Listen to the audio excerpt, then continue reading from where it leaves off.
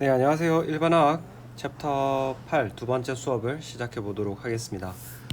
두 번째 파트의 시작은 극성 공유 결합에 관한 이야기로 시작을 하는데, 이 부분은 사실 우리가 7장에서 좀 다루었던 내용이에요. 그래서 정말 가볍게 중요 개념들만 한번 언급하고 지나가도록 하겠습니다.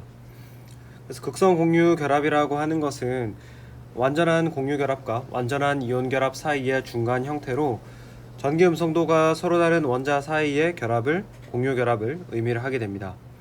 여기서는 결합 전자가 어떤 두 원자 사이에 아주 공평하게 100% 공유 결합의 성질로 놓여져 있는 것이 아니라 두 원자 사이에 서로 균등하지 않게 한쪽에 치우쳐서 결합이 만들어져 있는 것이 되겠습니다. 그럼 전기 음성도라고 하는 것이 어떤 것이냐? 전기 음성도라고 하는 것은 공유 결합 내에 참여한 원자가 공유 결합의 전자를 자기 쪽으로 끌어당기는 능력을 의미를 한다고 우리가 7장에서 배웠습니다. 네, 그러면 이렇게 전자 쌍을 잡아당기는 능력이 서로 다른 두 개의 원자가 결합을 이루게 되면은 결합 쌍극자라고 하는 것이 생기게 됩니다. 이 결합 쌍극자라고 하는 것은 극성 결합 내에서 양전하의 끝과 음전의 끝이 생기게 되는데, 이 둘 사이에 생기게 되는 모멘트를 우리가 이야기를 하는 것입니다. 그래서 예를 들자면은 클로로메테인 같은 경우에 이 탄소와 염소 사이의 결합을 보면은 염소가 전기 음성도가 더 크기 때문에, 여기 바깥에 공사 소리 때문에 너무 시끄럽죠. 네, 죄송합니다. 제가 창문을 닫긴 했는데, 네. 아무튼 그래서 이렇게 염소가 전기 음성도가 더 크기 때문에 델타 마이너스를 띄고 탄소가 델타 플러스를 띄게 되죠. 그래서 둘 사이에는 이 플러스 방향에서 마이너스 방향으로 이렇게 모멘트가 생기게 됩니다.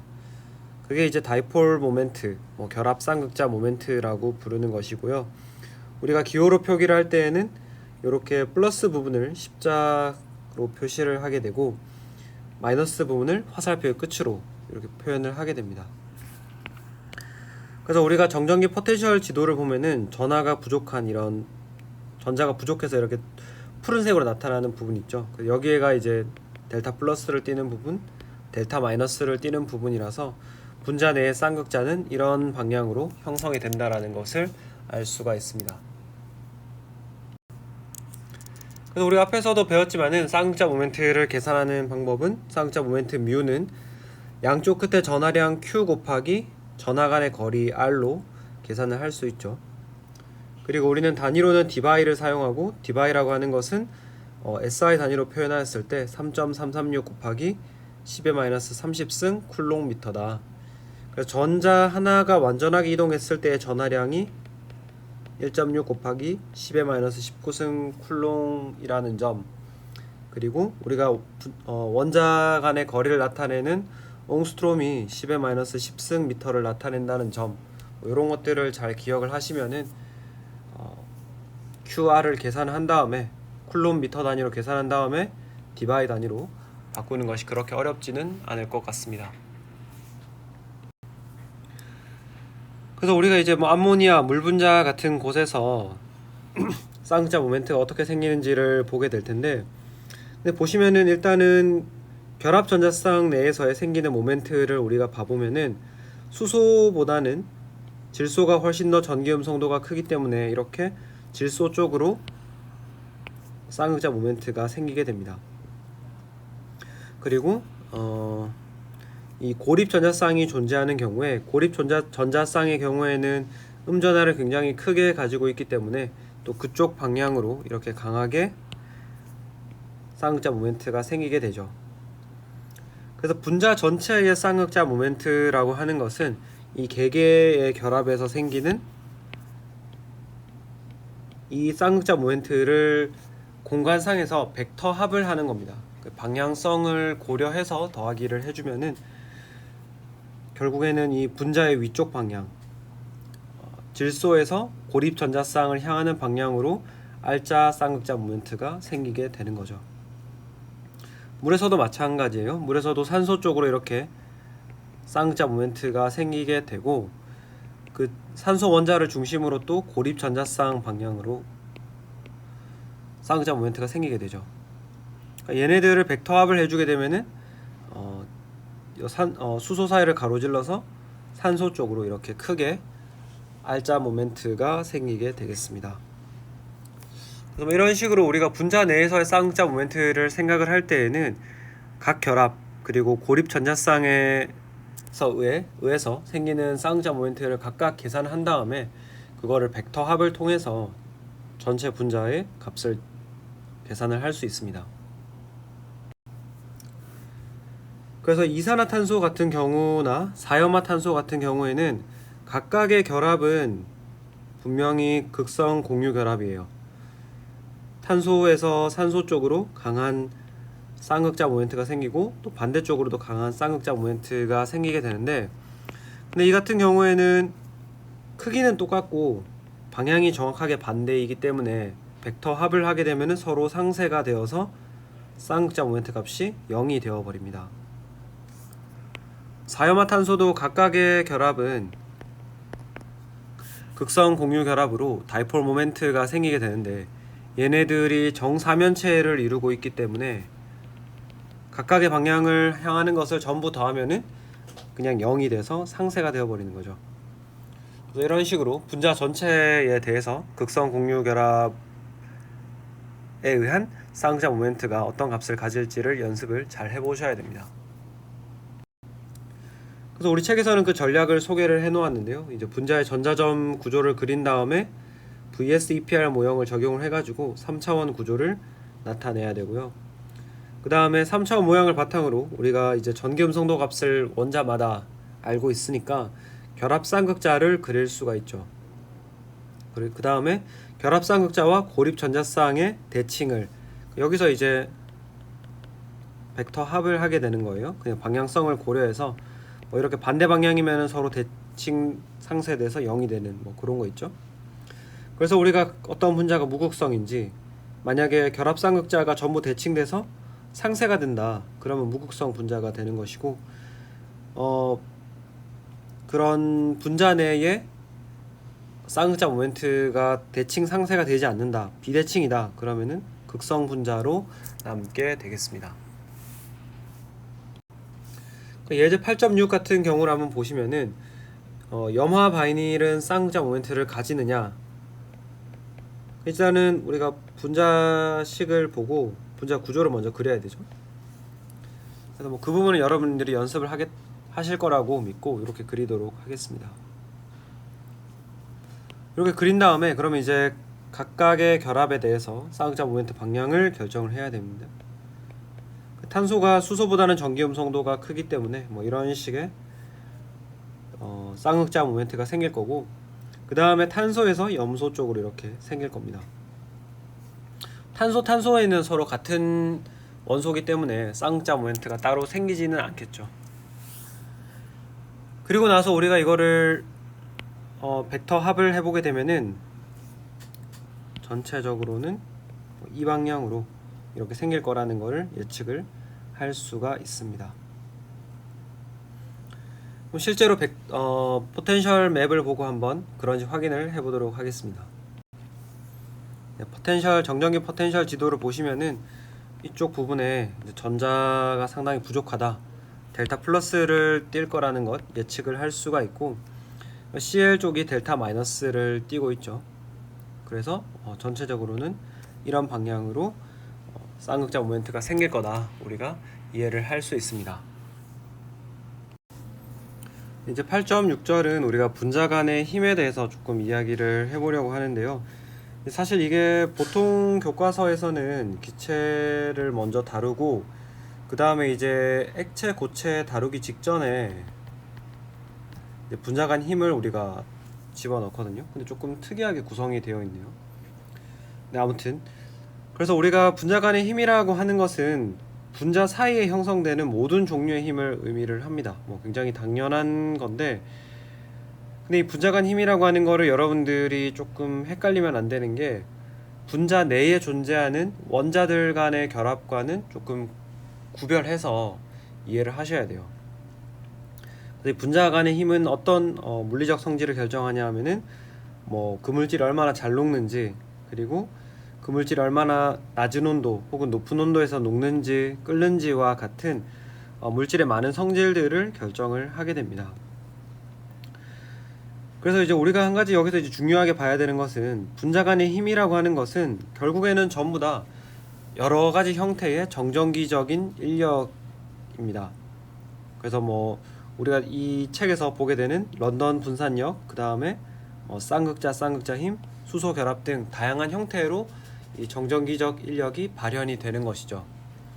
그래서 각 힘들이 어떤 물리적 이유로 생기는지, 그리고 그 녀석들 사이에 상대적인 크기가 어떻게 되는지 그런 것들을 여러분들이 이해하는 것이 중요하다고 할 수 있습니다.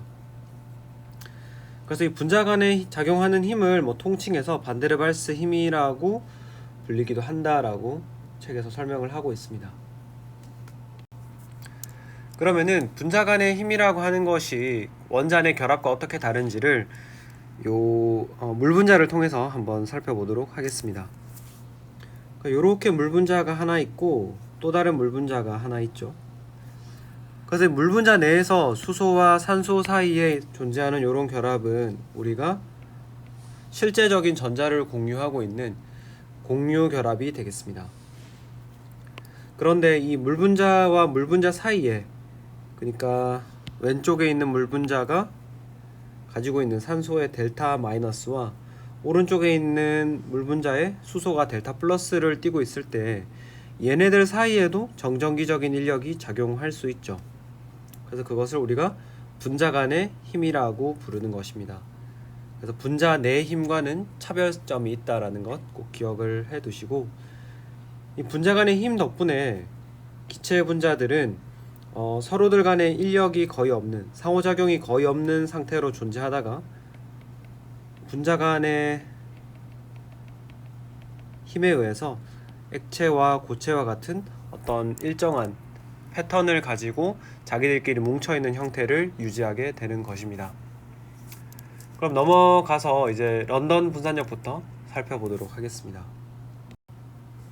런던 분산력이라고 하는 것은 어떤 원자든지 어떤 분자든지 간에 전자를 가지고만 있으면은 가질 수 있는 힘입니다.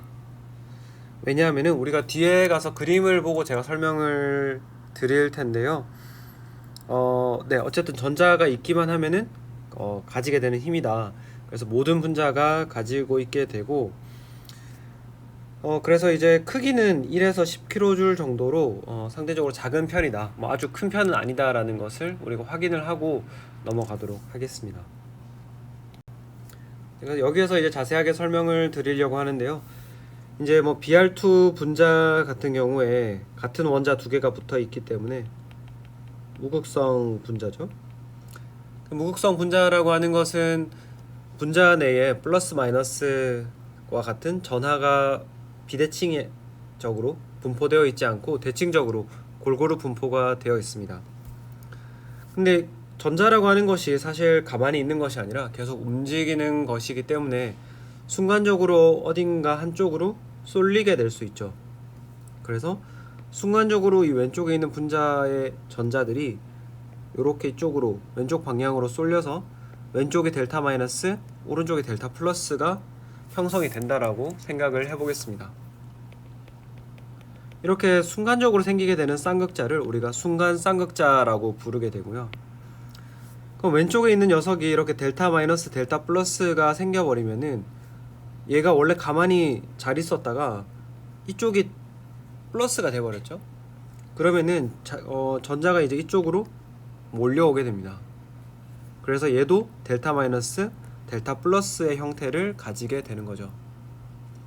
그래서 이렇게 순간 쌍극자가 인접한 분자들이 가지고 있는 전자 분포에 영향을 미쳐가지고 이렇게 만들어지는 쌍극자를 우리가 유도 쌍극자, 혹은 유발 쌍극자라고 부르게 되겠습니다.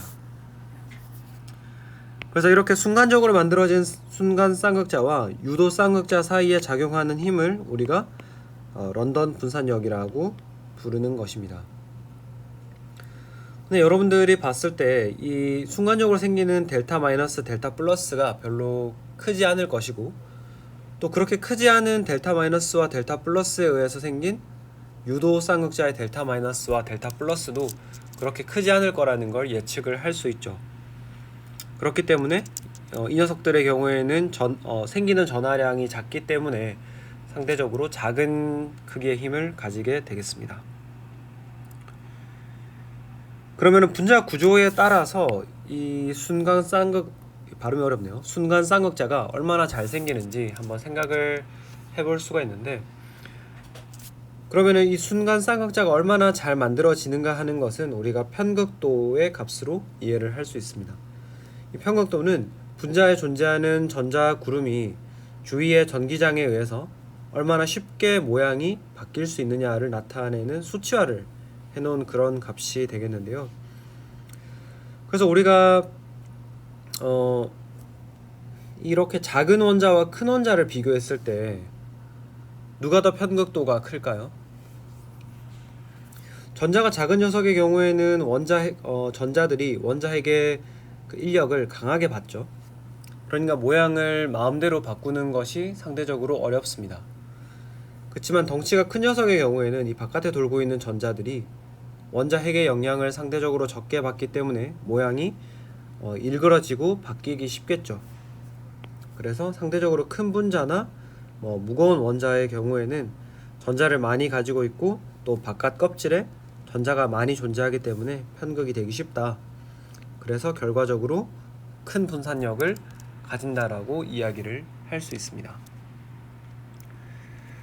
그리고 또 우리가 이제 모양에 따라서도 이야기를 해볼 수 있는데요. 모양에 따라서는 탄소가 5개 있는 두 가지 분자, 그냥 노말 펜테인과 이 다이메틸 프로페인을 한번 비교를 해보도록 하겠습니다. 보시면 펜테인의 경우에는 이렇게 길게 탄소 체인이 나열되어 있는 것에 반해서 이 다이메틸 프로페인의 경우에는 이렇게 십자 모양을 유지를 하고 있죠. 그래서 이렇게 선형을 가지고 있는 경우에는 전자들이 상대적으로 출렁출렁 하기가 쉽죠. 그죠? 여기 이렇게 라인 따라 있으니까 이쪽으로 조금만 벗어나도 플러스 마이너스가 생기게 되겠습니다. 그렇지만 이렇게 원형에 가까운 모양일수록 출렁출렁 하는 것이 보다 어렵게 되는 것이죠. 그래서 모양에 따라서는 이렇게 길게 뻗어나갈수록 편극도가 높다라고 이야기를 할 수가 있겠습니다. 이렇게 상대적으로 뭉쳐있는 경우에는 편극도가 낮다. 그래서 얘네들이 훨씬 더 작은 분자 간 힘을 가지게 된다라는 거죠.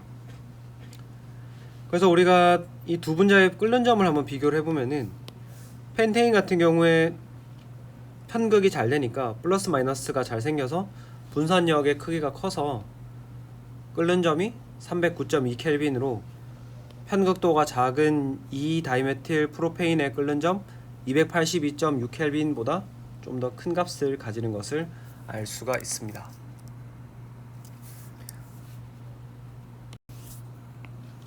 이번에는 쌍극자 힘을 한번 봐보도록 하겠습니다. 그래서 분자 내에서 쌍극자 모멘트를 가지고 있는 극성 분자들이 바로 이런 쌍극자 힘을 가지고 있습니다. 이거는 분자 배양에 따라서 인력이 될 수도 있고 반발력이 될 수도 있겠죠. 예를 들어서 마이너스 플러스가 이렇게 있는데 만약에 마이너스 플러스 이렇게 배양이 되어 있다라고 하면은 이 분자 사이에는 플러스 마이너스 정전기적인 인력이 작용하겠지만, 만약에 반대로 위치를 해가지고 여기는 플러스 마이너스 이렇게 위치를 한다라고 하면은 플러스와 플러스 사이에는 서로 밀어내는 반발력이 작용할 수 있겠죠. 쌍극자 모멘트를 가지는 힘은 대략 한 3에서 4kJ/몰의 에너지를 가지게 되고, 이건 일반적으로 이 경우에는 분자 내에 플러스 마이너스가 영구적으로 존재하는 쌍극자이기 때문에 전하량이 유발 쌍극자나 순간 쌍극자에 비해서는 좀 더 큽니다. 그래서 런던 분산력보다는 강한 결합을 가질 수 있다. 그리고 당연하겠지만 물질의 극성이 커질수록, 즉 이 플러스 마이너스가 더 강하게 생길수록 쌍극자 쌍극자 상호작용의 크기도 같이 증가한다라고 말을 할 수 있습니다. 네, 그러면 넘어가서 그림으로 한번 보도록 하겠습니다. 그래서 이렇게 분자 내에서 플러스 마이너스가 생길 때 얘네들이 어떻게 배양이 되어 있느냐에 따라서 플러스 마이너스가 이렇게 인접해 있으면은, 이런 식으로 인접해 있으면은 자기들 사이에 인력이 작용하여서 잘 붙어 있지만은, 보시는 것처럼 이렇게 마이너스들끼리 상호작용을 할 수 있는 경우, 또 플러스들끼리 상호작용을 하는 이런 배열에서는 반발이 좀 더 우세하게 작용하게 되겠습니다. 그래서 우리가 분자량이 비슷한 두 개의 분자를 다음 페이지에서 한번 비교를 해보도록 할게요. 그래서 뷰테인의 경우 분자량이 58이고 아세톤의 경우에 분자량이 58입니다. 즉 이 분자들 같은 경우에는 가지고 있는 전자의 숫자가 대략 비슷하기 때문에 분산력이라고, 런던 분산력이라고 하는 분자 간의 힘은 거의 비슷하게 작용을 하고 있죠. 그렇지만 끓는 점을 비교해 보시면은 마이너스 0.5도씨와 56.1도씨로 상당히 큰 차이가 나는 것을 볼 수가 있는데요. 분자 구조를 보면은 그 답을 알 수가 있습니다. 뷰테인의 경우에는 CH가 사실은 그 자체로 극성 결합이기는 하지만은 둘의 전기음성도 차이가 아주 작기 때문에 사실상 이 분자는 무극성이라고 볼 수 있습니다. 그에 반해서 아세톤의 경우에는 이 CO 부분이 굉장히 강한 극성을 띠고 있죠. 정전기 포텐셜 지도를 봐도 델타 마이너스와 델타 플러스가 이렇게 강하게 생기기 때문에 얘는 강한 극성을 띠고 있는 극성 분자입니다.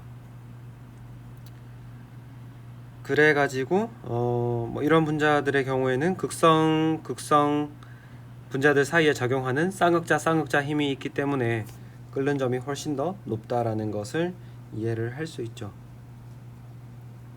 표 8.5에도 그런 내용이 있습니다. 분자량이 비슷한 세 개의 분자가 있는데 쌍극자 모멘트가 이렇게 커지면 커질수록 끓는 점, 분자 간의 힘을 측정할 수 있는 좋은 척도가 되는 거죠. 그 힘도 같이 이렇게 커지는 것을 볼 수가 있습니다. 네, 쌍극자 쌍자 힘 중에서 조금 특별한 수소결합에 대해서 한번 알아보도록 하겠습니다. 네, 수소결합은 우리 화학을 설명하는 데 있어서 굉장히 많은 곳에서 사용이 되는 그런 개념인데요. 그래서 우리가 특히 이제 어떤 것을 수소결합이라고 부르냐 하면은 전기음성도가 매우 큰 원자, 대표적으로 산소, 질소, 플로린에 결합한 산소 원자가 또 다른 분자에 있는 전자가 풍부한 영역 간의 상호작용을 하는 것을 우리가 수소결합이라고 부릅니다. 그래서 예를 들자면은 이런 식으로 표현할 수 있을 것 같은데요.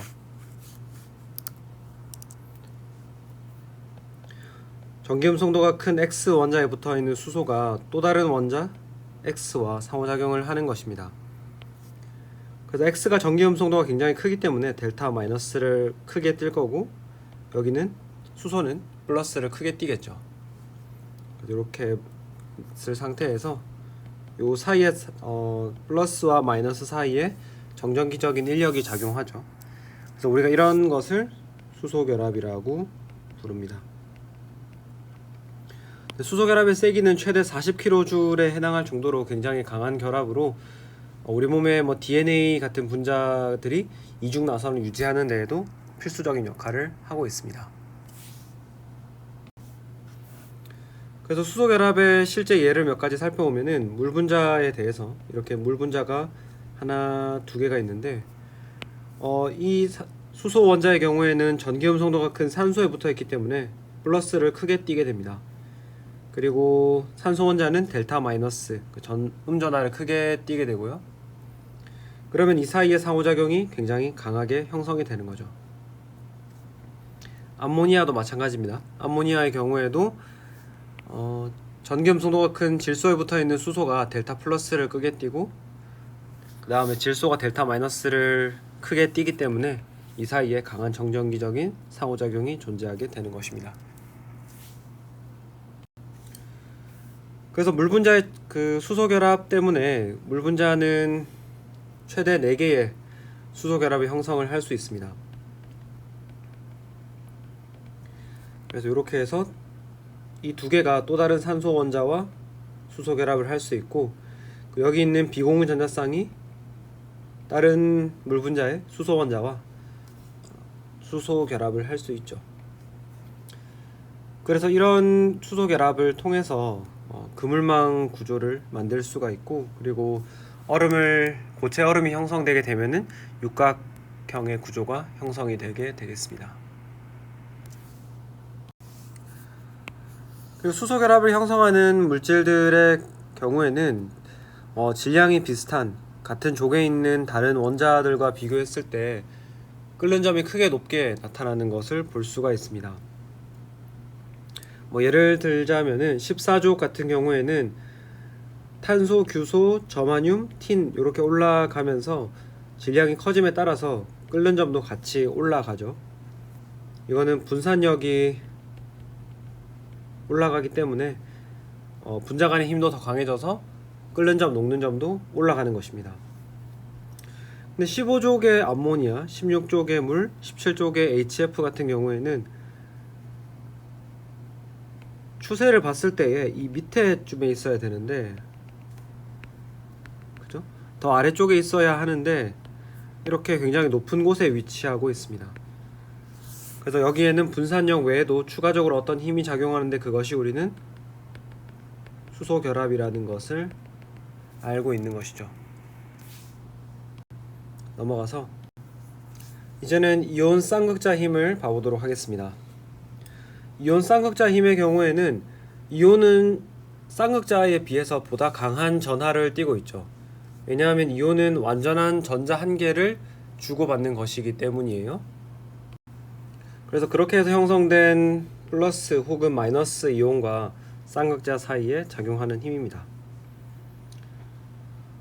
그래서 이온의 전하에 따라서 이온이 만약에 플러스 전하다라고 하면은 쌍극자의 델타 마이너스 부분이 이렇게 가까이 다가와서 정전기적인 인력을 작용할 거고, 음전하를 띄고 있다 그러면은 델타 플러스를 띄는 부분이 가까이 다가와서 상호작용을 하겠죠. 그리고 상호작용 에너지의 크기는 쿨롬 법칙과 비슷하게, 쿨롬 법칙이 거리 제곱분의 전하량의 곱이잖아요. 여기서는 이제 이온의 경우에는 이온의 전하 G 값을 그대로 써주면 되고, 쌍극자 모멘트 뮤의 값을 두 번째 전하 위치에 써주면 되겠습니다. 그래서 우리가 이온과 쌍극자 사이에 작용하는 힘을 예측을 할 수가 있죠. 그래서 이온 쌍극자의 경우에는 조금 더 강하다고 할 수가 있는데요. 왜냐하면은 이온의 경우에는 영구적으로 플러스 1, 마이너스 1을 띄고 있기 때문이죠. 그래서 그렇게 하면은 이제 우리가 분자 간의 힘에 관련된 내용을 모두 정리를 한 것 같습니다. 예제 8.8을 한번 풀어보도록 할게요. 네, 아래 4개의 분자에 우리가 어떤 종류의 분자 간 힘이 존재하는지 한번 이야기를 해보도록 하겠습니다. 그래서 일단은 기본적으로 4개의 분자 모두 다 전자를 가지고 있기 때문에 런던 분산력은 모두 다 가지고 있는 거예요. 그 크기가 크던 작던지 간에 무조건 다 가지고 있습니다. 그 다음에 이제 HCl부터 하나씩 봐보면은 HCl 분자 구조가 이렇게 생겼으니까 얘는 강한 쌍극자 모멘트가 생기겠죠. 그래서 여기서는 쌍극자 힘이 작용하게 되겠습니다. 수소가 있지만은 수소가 붙어있는 원자가 전기음 성도가 아주 크다고 알려져 있는 FON에 해당하지 않기 때문에 수소 결합은 존재하지 않죠. 그 다음에 CH3 에테인의 경우에는 전부 하여튼 분자 구조를 그려봐야 돼요. 이렇게 전부 C와 H 사이의 결합이기 때문에 전부 무극성이죠. 그래서 우리는 여기서는 별다른 힘 없이 분산력만 있다라고 이야기할 수 있습니다. 그 다음에 CH3NH2 메틸아민의 경우에는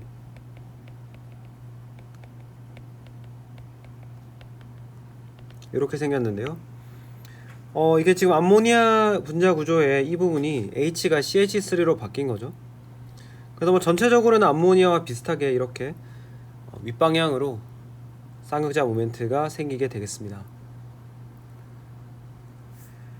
그래서 여기서는 이제 우리가 기대할 수 있는 게 쌍극자 힘이 있을 것이고, 또 추가적으로 생각해 볼 수 있는 게 이 수소가 전기음 성도가 큰 질소에 붙어 있잖아요. 그래서 여기서는 수소 결합에 의한 힘도 있다라고 생각할 수 있죠.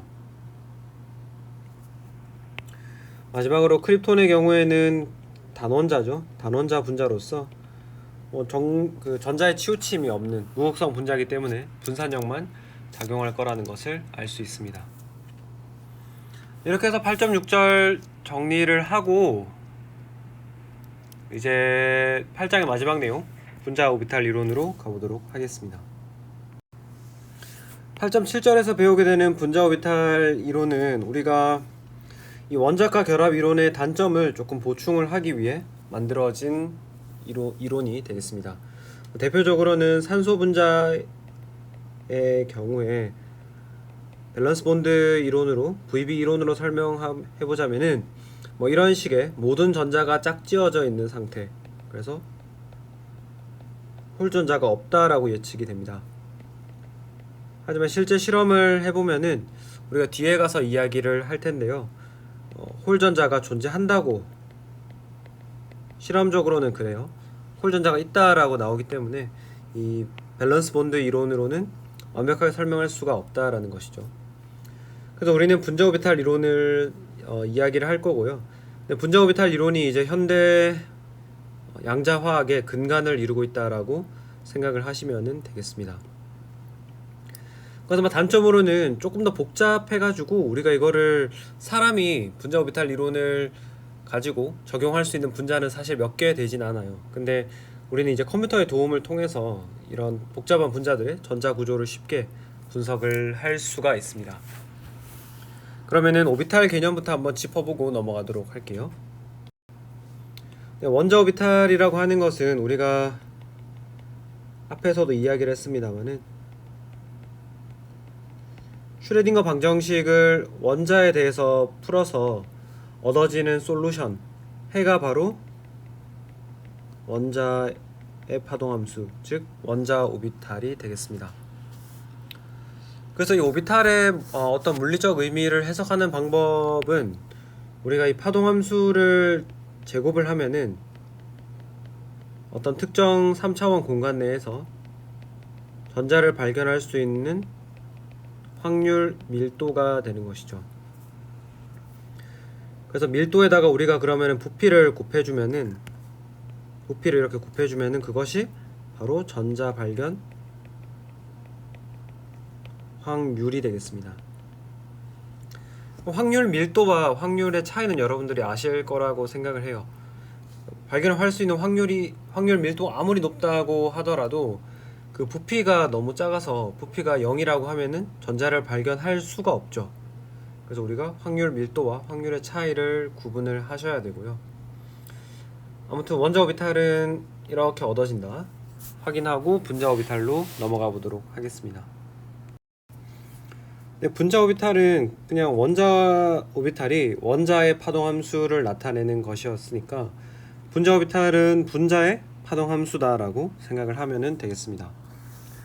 역시 원자 오비탈과 마찬가지로 이 파동함수의 제곱으로부터 우리가 분자 내에 주어진 어떤 공간에서 전자를 발견할 수 있는 확률을 계산을 할 수가 있겠습니다. 그럼 분자 오비탈이라고 하는 녀석을 어떻게 만드느냐?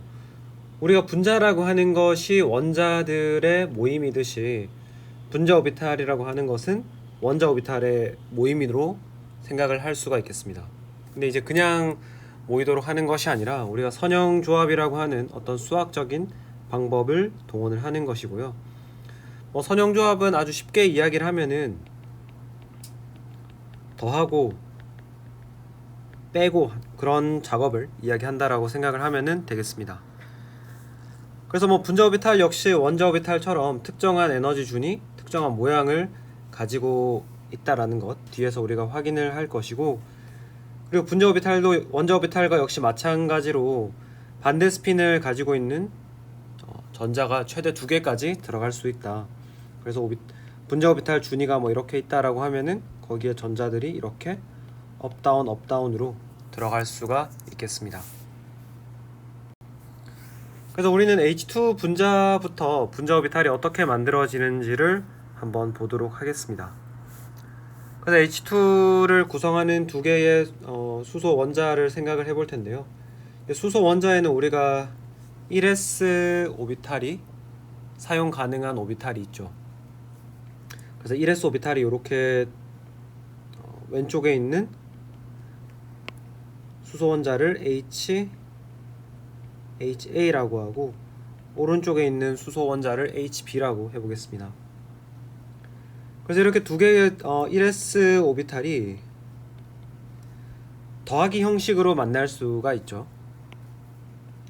더하기 형식으로 만나면은 그러면은 3차원 공간상에서 이렇게 좀 복잡하지만은 1차원으로 이렇게 투영을 해서 보게 되면은 2개가 같은 위상이죠. 1s 오비탈이 같은 위상으로 만나게 되니까 만나고 난 후에는 이런 식의 모양이 됩니다. 즉 어떤 의미가 있냐 하면은 원자 핵이 이렇게 가운데 있을 텐데 2개의 원자 핵 사이에 전자를 발견할 확률이 이 빗금친 영역만큼 증가하게 되죠. 그래서 2개가 만나게 되면은 이런 식의 분자 오비탈이 만들어지게 됩니다. 그래서 이 2개의 원자 핵 사이에 전자를 발견할 수 있는 확률이 이 구간에 이 영역에서 늘어났기 때문에 이거는 두 원자 사이를 결합을 촉진하는 결합성 분자 오비탈이 만들어지게 됩니다. 그리고 우리가 분자 오비탈에 이름을 붙여야 되는데요. 근데 분자 오비탈에 이름을 붙이는 방법은 이렇게 단면을 잘랐을 때의 단면의 모양을 보고 우리가 결정을 하게 되겠습니다. 그래서 구형을 2개 붙여가지고 만든 이런 결합성 오비탈의 경우에 단면을 잘라보면 이렇게 동그라미로 나오게 되죠. 이 동그라미가 흡사 원자 오비탈의 s 오비탈 같이 생겼잖아요.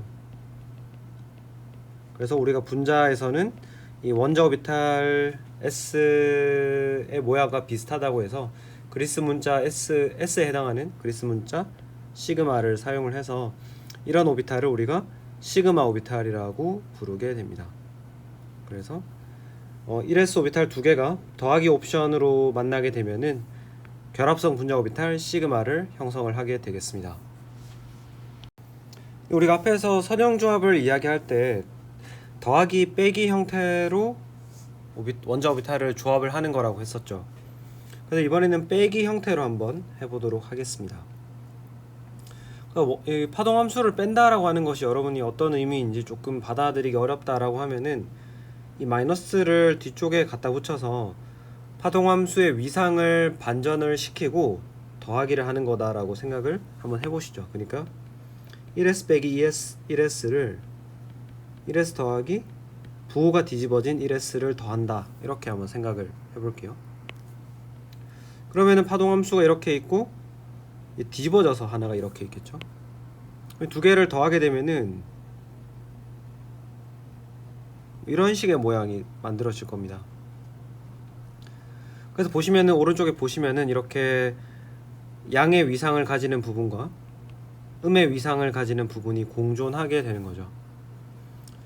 근데 이렇게 플러스에서 마이너스, 마이너스에서 플러스로 왔다 갔다 하려면은 반드시 0이 되는 지점을 지나가야 됩니다. 이 0이 되는 지점은 제곱을 해도 0이 되는 부분은 제곱을 해도 여전히 0이기 때문에 전자를 발견할 수 있는 확률이 없는 마디에 해당하는 부분이 이렇게 존재를 하게 되는 거죠. 그래서 이런 오비탈의 특징은 뭐냐 하면은 이 2개의 원자 핵 사이에 전자를 발견할 수 있는 확률이 0이 되는, 즉 전자를 발견할 수 있는 확률이 낮아지는 부분이 존재하게 되는 겁니다. 그래서 얘는 결합을 반대하는 반결합성 분자 오비탈이 되는 것이고, 이건 역시도 단면을 잘라보면은 단면은 이런 동그라미로 나오겠죠. 그래서 시그마 오비탈인데 이 같은 경우에는 결합을 반대하는 것을 표시해주기 위해서 별표를 붙여서 우리가 시그마 스타 반결합성 분자 오비탈이다 라고 이름을 붙여 놓았습니다. 그래서 우리가 오비탈 에너지 준위를 한번 그려보도록 하겠습니다. 그래서 첫 번째 원자의 원자 오비탈 1s, 그 두 번째 수소 원자의 원자 오비탈 1s가 이렇게 상호작용을 해가지고 결합성 분자 오비탈 시그마와 반결합성 분자 오비탈 시그마 스타를 만들어내게 됩니다. 우리가 앞으로 이런 식으로 분자 오비탈을 나타낼 거예요. 양쪽 끝에 원자를 쓰고 가운데 분자를 써주면 됩니다. 그래서 분자 오비탈의 경우에는 결합을 촉진하는 더 안정한 형태이기 때문에 이렇게 원자 오비탈보다 낮은 에너지를 가지게 되고, 반결합성 분자 오비탈의 경우에는 결합을 반대하는 에너지적으로 더 불안정해지는 것이기 때문에 에너지가 높아지게 되겠습니다. 그리고 우리가 분자 오비탈 이론 내에서 결합 차수라는 것을 계산을 할 수 있는데, 바로 결합 오비탈에 들어있는 전자의 수에서 반결합 오비탈에 들어있는 전자의 수를 뺀 다음에 2를 나눠주면 되겠습니다. 수소 분자에 대해서 결합 차수를 계산해 보면은 2분의 결합 오비탈에 들어있는 전자 2개 빼기 반결합에 들어있는 하나도 없죠. 그래서 0.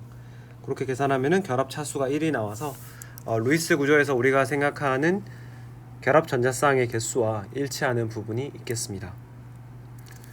그리고 또 우리가 이 분자 오비탈 이론의 강점이라고 한다면은 그 루이스 구조에서 예측하기 어려운 이온에 관련된 부분도 쉽게 예측을 할 수 있거든요. 수소 음이온에 대해서 한번 알아보도록 하겠습니다. 그래서 우리 책에는 이 분자 오비탈 설명을 할 때 전자를 이런 식으로 구체적으로 표현을 해 놓았는데, 사실은 분자 오비탈 이론에서 전자가 어느 원자에서 왔느냐 하는 거는 사실은 중요하지도 않고 우리가 알 수도 없는 겁니다. 제 말씀은 뭐냐 하면은 왼쪽에 2개가 있고 오른쪽에 하나 있는지, 왼쪽에 하나 오른쪽에 2개 있는지, 이거를 우리가 구별할 수 없다는 거죠. 그리고 실제로 우리가 관심이 있는 건 분자 오비탈이기 때문에 분자를 형성하기 전에 어떤 원자가 몇 개의 전자를 가지고 있었는가 하는 거는 전혀 중요한 문제가 아니라는 거죠. 단지 우리에게 중요한 거는 이 분자의 전체 전자가 몇 개 있느냐라는 것만 중요한 겁니다. 그래서 어찌됐건 간에 H2-라고 하면은 총 전자가 3개 있는 거죠.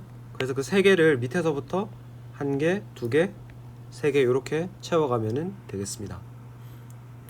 그래서 H2-의 경우에는 결합 차수가 계산해보면 2분의 2 빼기 1 해서 결합 차수가 2분의 1이 되죠.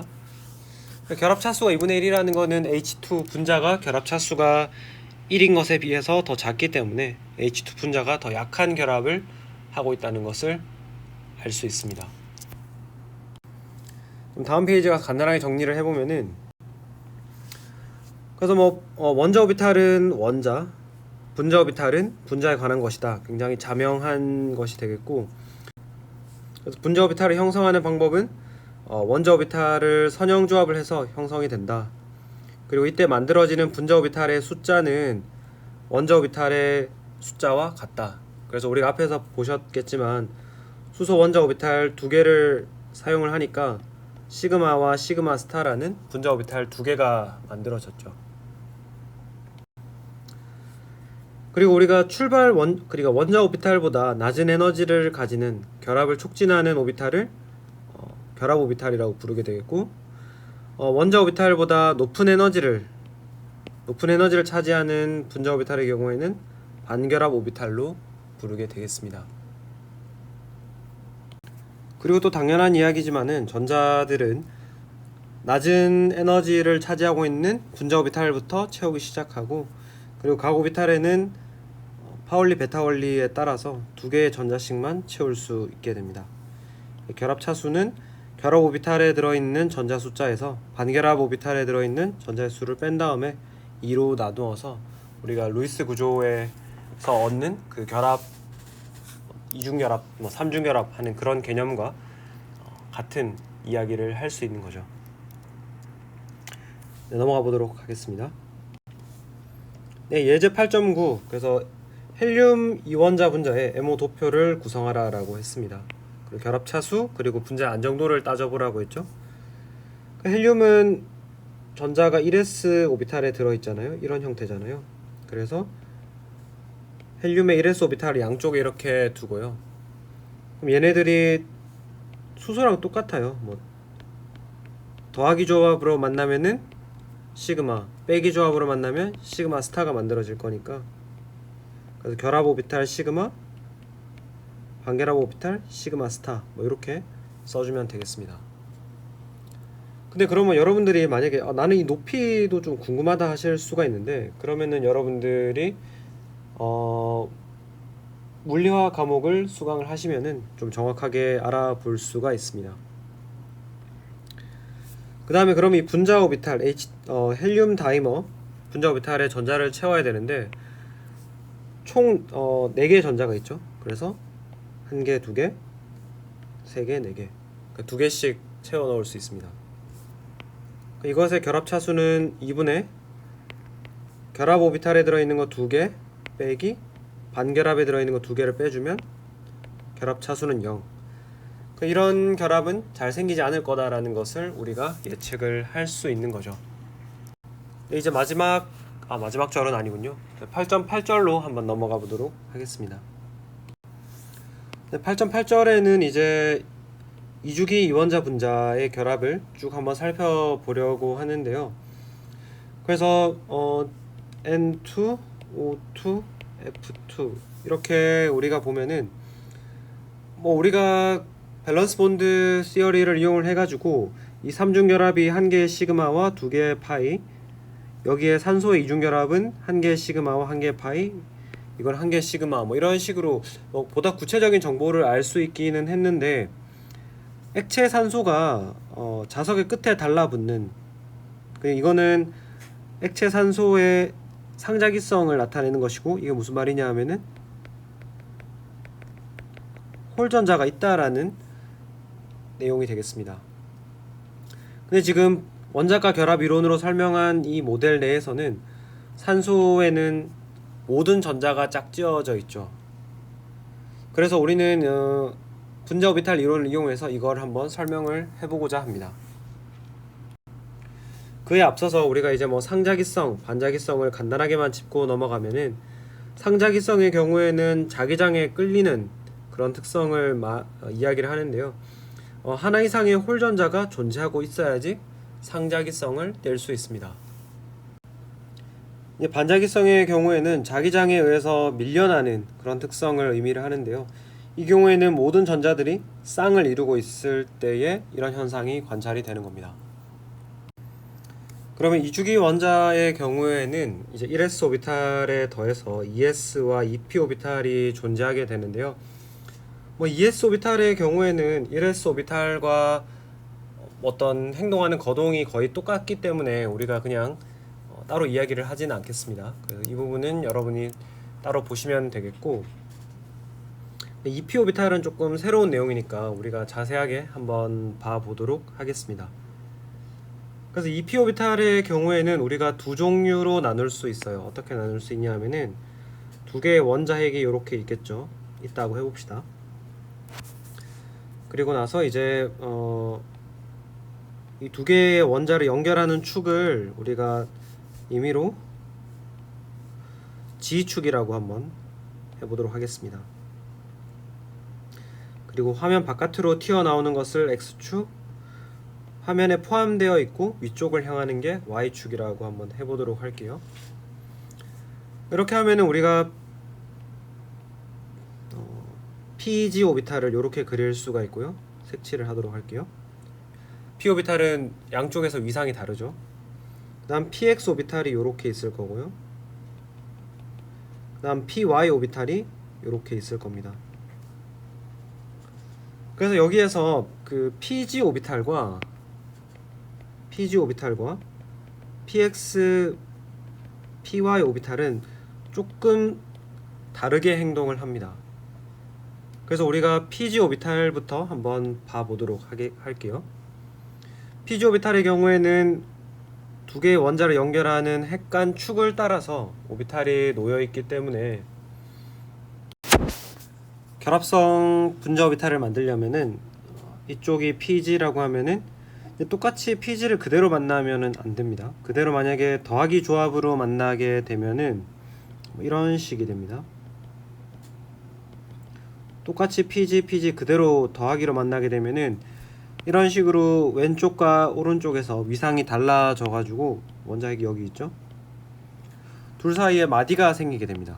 그래서 더하기 조합으로 만나는 경우에는 이런 반결합성 오비탈이 생기게 되죠. 오히려 이 경우에는 마이너스 조합, 그러니까 오른쪽에 있는 분자 오비탈의 위상을 뒤집어서 만나는 것이 더 좋습니다.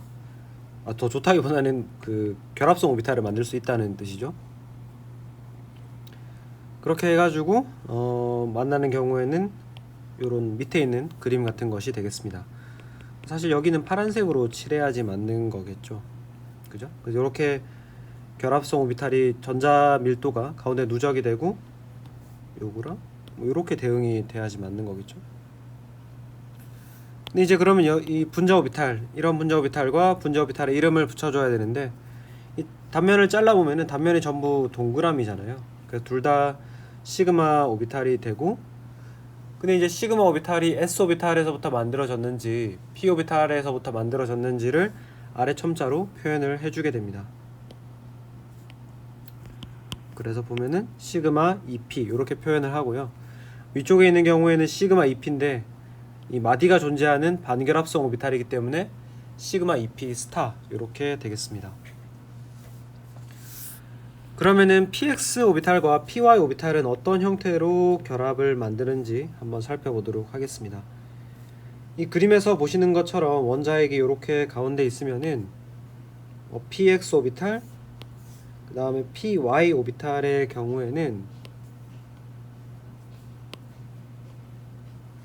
두 개의 원자 사이에 그 핵축 사이에 전자 밀도가 누적이 되는 것이 아니라 만약에 이런 식으로 만나게 되면은 핵축의 바깥 부분에 전자 밀도가 쌓이게 되죠. 그리고 또 우리가 그럼 이런 형태의 결합이 어떤 이름을 가지고 있는지를 한번 보면은 이 단면을 잘라 보면은 이렇게 동그라미 두 개가 나오게 되는데 위쪽과 아래쪽의 위상이 다르죠. 그래서 이게 흡사 원자 오비탈의 p 오비탈 같이 생겨 가지고 우리가 그러면은 그리스어 중에서 P에 해당하는 파이를 써가지고 이 분자 오비탈을 지칭하기로 그렇게 하였습니다. 그래서 이 경우에는 두 원자 사이에 전자 밀도가 쌓이기 때문에 우리는 이거를 파이 형태의 결합, 파이 EP라고 부르게 되겠고요. 만약에 위상이 이렇게 반대로 만나게 되면은 여기에서 건너가면서 0을 플러스에서 마이너스로 바뀌려면 0을 한번 거쳐야 되고 여기에서 0을 한번 거쳐야 되죠. 그래서 이렇게 세로에 마디가 들어가게 됩니다. 그래서 이렇게 반결합 형태의 오비탈 파이 EP 스타가 형성이 되는 것이죠. 그럼 우리가 이제 ES와 EP 오비탈 모두 다 원자 오비탈로부터 시작해서 분자 오비탈이 어떻게 형성되는지를 봤으니까 이거를 이용을 해가지고 우리가 분자 오비탈 에너지 준위를 한번 순서를 만들어 보도록 하겠습니다. 그래서 2주기 이원자 분자의 오비탈 에너지, 분자 오비탈 에너지 준위를 우리가 그려보면은 이와 같습니다.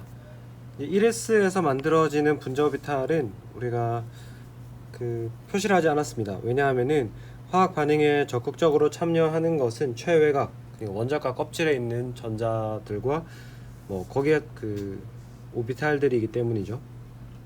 이렇게 표시를 했는데 이제 ES 우리가 보면 일단은 이렇게 두 개로 나누어서 볼 수 있습니다.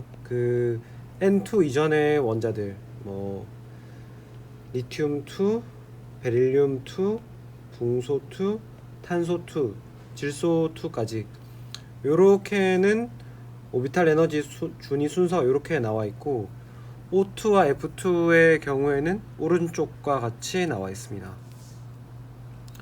이렇게 나와 있는데 그래서 또 이거를 가로로 나눠 보면은 아래쪽에는 ES 오비탈로부터 만들어지는 분자 오비탈이 나와 있고 위쪽에는 EP 오비탈이 관여하는 것들이 나와 있습니다. ES에 대해서는 우리가 알던 것과 잘 맞습니다. 그러니까 ES는 1s와 마찬가지로 ES 오비탈이 같은 부호로 만나면은 결합성 오비탈 시그마 ES, 그 다음 반대 부호로 만나면 시그마 ES 스타 뭐 결합 오비탈, 반결합 오비탈 이렇게 만들어지는 거는 똑같은데, 이제 우리가 주목해야 할 부분은 바로 EP 오비탈이 만들게 되는 시그마 EP와 파이 EP 오비탈 에너지 준위가 이렇게 원래는 시그마가 좀 더 위에 있다가, 뭐 원래라는 표현은 그렇습니다만 이 왼쪽에 있는 분자들에 대해서는 시그마가 더 위쪽에 있다가 O2, F2로 가면은 오히려 시그마 EP가 더 안정화되는 것을 확인을 할 수가 있습니다.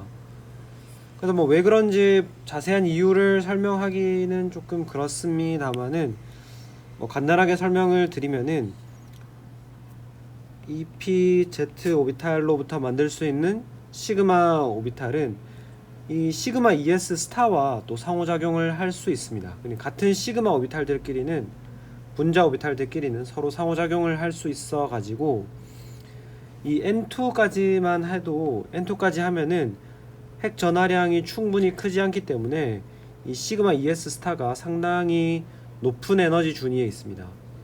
그래가지고 얘가 시그마 EP를 밀어 올리는 거죠. 이렇게 밀어 올려가지고 파이 EP보다 좀 더 위에 있게 되는 거고, 이제 핵 전하량이 큰 O2나 F2 같은 경우에는 시그마 ES 스타가 엄청 안정화되어 있기 때문에 이 둘 사이의 거리가 상당합니다. 그래서 이걸 이런 밀어 올리는 그런 것들이 일어나지 않죠. 그래서 시그마 EP가 좀 더 낮은 레벨을 차지하게 되겠습니다. 아무튼 그래서 이 부분을 잘 기억을 하셔야 돼요. 요 5개에 대해서는 파이 EP가 좀 더 밑에 있다.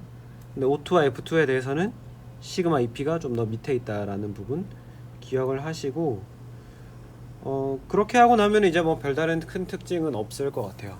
그래서 우리가 여기에다가 실제로 N2, O2, F2의 전자를 한번 채워보도록 하겠습니다. 그래서 N2, O2, F2를 해볼 텐데요. N2는 앞에서 말씀드린 것처럼 시그마 ES, 시그마 ES 스타 이후에 파이 EP가 먼저 등장을 하게 됩니다. 그래서 N2의 최외곽의 전자에는 원자 하나당 5개씩 해서 총 10개 전자가 있게 되고요. 그래서 2, 4, 6, 8, 10 이렇게 채울 수가 있습니다. 결합 차수를 계산해 보시면은 결합 오비탈에 들어있는 게 파란색으로 표현되어 있는 거죠. 2, 4, 6, 8개가 되겠고, 그 다음 반결합에 들어있는 게 2개에서 8 빼기 2 하면은 3이 나오죠. 그래서 결합 차수는 3.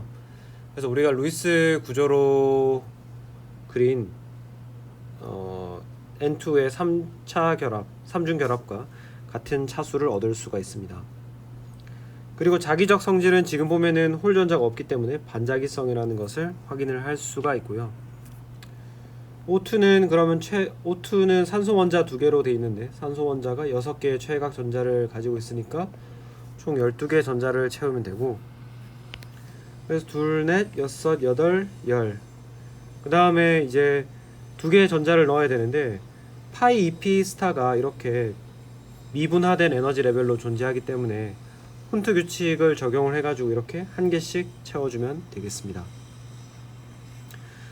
그래서 결합 차수를 계산해보면은 결합 오비탈에 들어있는 전자가 총 8개, 반결합에 들어있는 것이, 반결합은 뭘로 표현할까요? 별표로 합시다. 총 4개. 그래가지고 결합 차수가 2가 되고요. 그 다음에 여기는 보시면은 이제 홀 전자가 존재하고 있죠. 홀 전자가 존재하기 때문에 상자기성을 띠게 되겠습니다. F2는 여러분들이 한번 이렇게 똑같은 이야기를 해보시면 될 것 같고요. 그래서 아무튼 여러분들이 이 2주기 이원자 분자의 오비탈 에너지 준위를 꼭 그릴 줄 아셔야 되고, 그리고 뭐 응용을 해서 뭐 O2 마이너스, O2 플러스 뭐 이런 이온들에 대해서도 충분히 연습을 해보시기 부탁드립니다. 이제 마지막 8.9전은 좀 정리하는 내용인데요. 그래서 이제 원자과 결합 이론과 분자 오비탈 이론을 같이 써서 우리가 뭐 설명을 하면은 더 잘할 수 있다. 그래서 원자과 결합 이론의 단점은 자기적 성질, 그리고 에너지 준위 같은 좀 자세한 에너지 정보를 알 수가 없다라는 것, 그리고 우리가 단일 전자점 구조를 가진 분자들로만 표현을 하기 때문에 공면 구조 같은 것들을 좀 제대로 묘사할 수 없다, 그런 단점이 있는데, 근데 우리가 이거를 분자 오비탈 이론을 도입을 해가지고 이렇게 비편재화되어 있는 오비탈을 도입을 하면은 공명 혼성 구조도 잘 설명을 할 수가 있다. 근데 이제 뭐 각각의 이론이 장단점이 있기 때문에 적절한 부분에 뭐 둘 다 뭐 어느 게 맞고 어느 게 틀린 것이 아니라 어떤 부분을 보다 더 잘 설명할 수 있는 이론이 있는 것이죠. 그래서 때에 따라서 맞게 사용을 하면 된다는 것이 되겠습니다. 그리고 8장의 숙제 문제는 여기에 적어 놓도록 하겠습니다. 네, 이렇게 문제를 풀어서 제출을 하시면 되겠습니다. 네, 수고하셨고, 이제 일반학 1의 마지막 단원인 9단원으로 찾아뵙도록 하겠습니다. 감사합니다.